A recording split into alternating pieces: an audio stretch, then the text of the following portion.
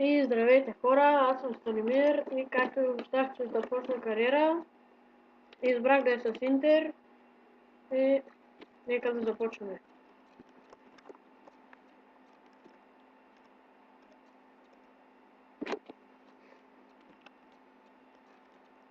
Да видим отбора.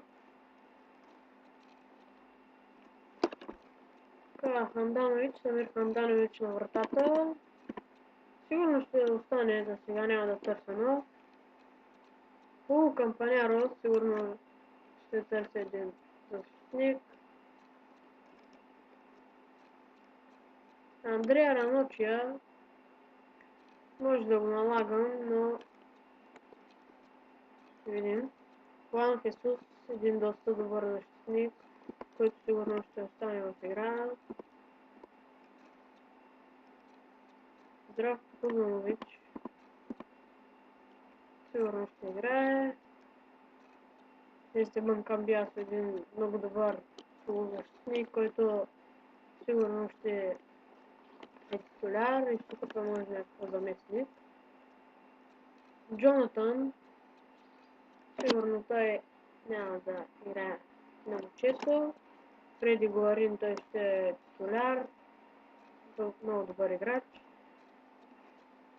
Юто Нагатомо също е добър, не е чак толкова бавен, много е бърз дори.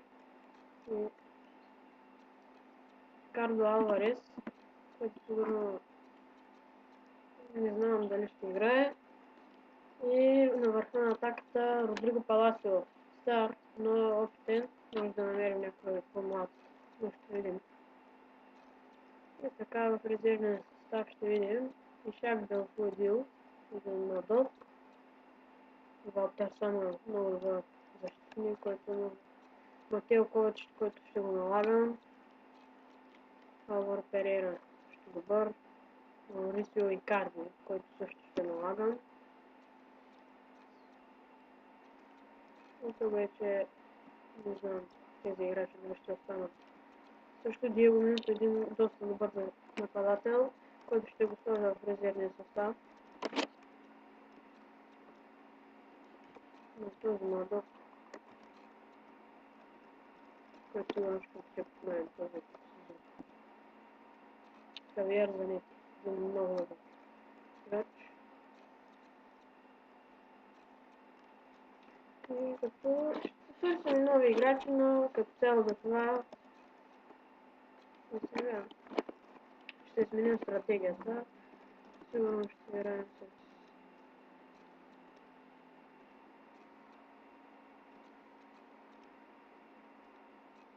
4-3-3, не знам.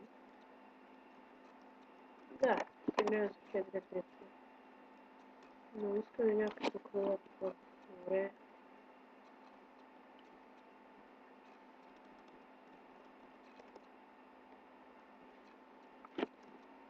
Да, ще играем с 3-5-2.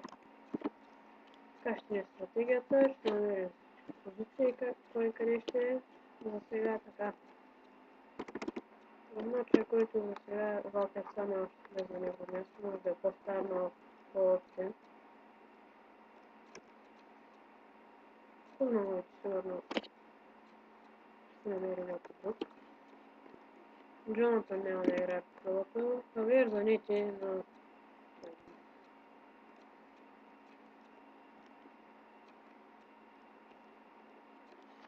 Езекиел Шалото ще започне да играем сега за крилото и това е.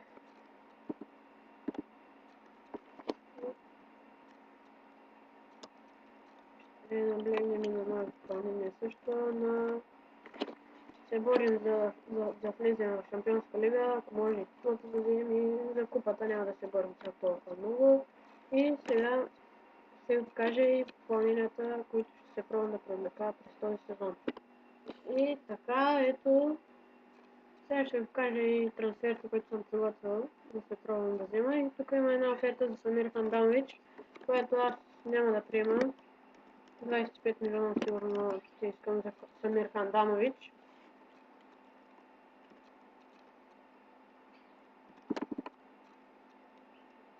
Тук съм поставил един потърси играчи. Да, Тотнъм се отказват. И сега ще ви покажа за сега, които съм си избрал да закупя. Това е Адил Рами, доста добър защитник. Алесиор Магноли, млад е, развива се също. Дани Агер, той е много класен защитник. Лек Сонг, един много добър дефанзивен халък. Адам Лялич, много добър играч. Дани Стърич и Дани Уелбек. Това са за сега, може и други. И за сега ще отправя оферта към Адил Рами, която се надявам много пари ще ми искат, но ще започна с 13 милиона за него.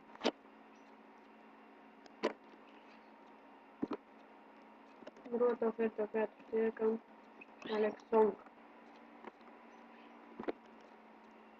За него ще дам около 7 милиона и половина. Ще разделяме с играчи, няма само да закупуваме. Така, продължаваме напред. Не съм за сега не отхвърлят офертата, но аз ще пробвам. Ще му дам 10 милиона и половина.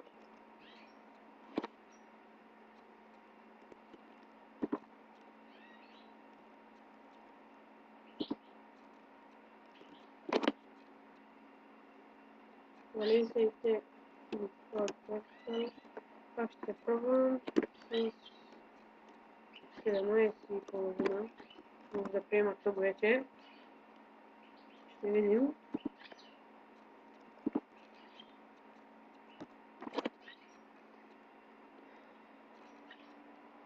Отново Барселона не приемат. Тук вече ще питам колко пари ще искат.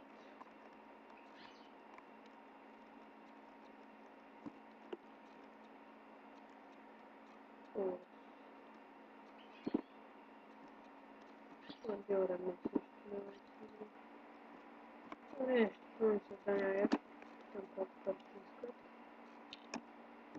Така е Дани Старич, който сигурно много трудно ще го приема от отборът.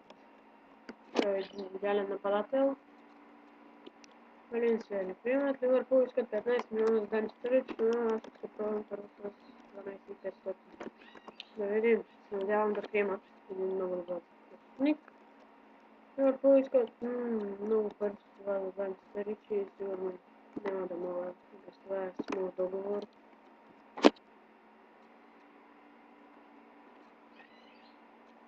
И като гледам, наближават приятелските срещи и доста добра новина.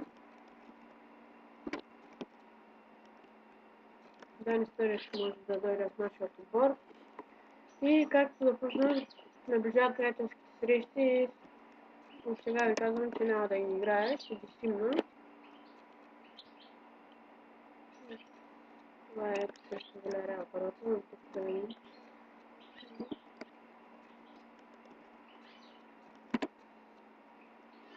Силни приятелски срещи.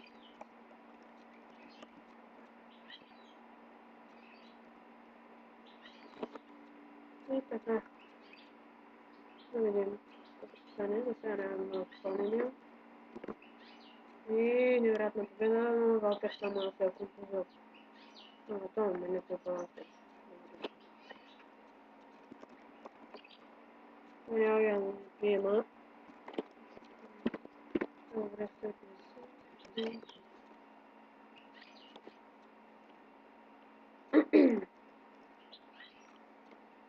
Дена.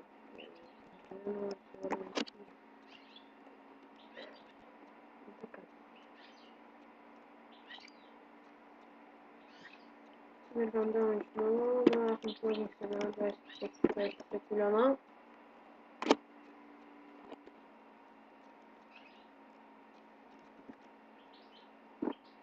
Така. Обаче ще ми променя къде да ходи. Направо. Има среща. Така. И ето, сега тук оферта